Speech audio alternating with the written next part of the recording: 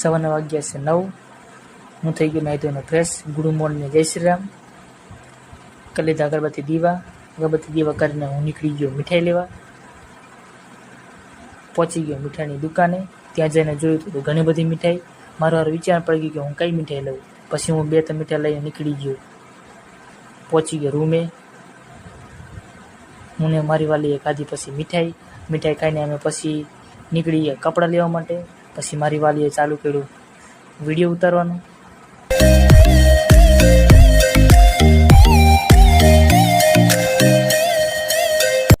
પહોંચી ગયા petrol પંપે. Petrol ભરાઈને નીકળ્યા ત્યાં તો ભાઈ ફૂલ વરસાદ. પછી આપણે વરસાદ બંધ થયો ને નીકળી ગયા પાછા કપડાં લેવા માટે. અને આપણો બ્લોગ અહીં એન્ડ કરીશું, કેમ કે થઈ જશે લાંબો બ્લોગ. આપણો બ્લોગ ગમ્યો હોય તો લાઈક, કોમેન્ટ, શેર, સબસ્ક્રાઈબ કરતા જજો. મળશું હવે આગળના બ્લોગમાં. ત્યાં સુધી બધા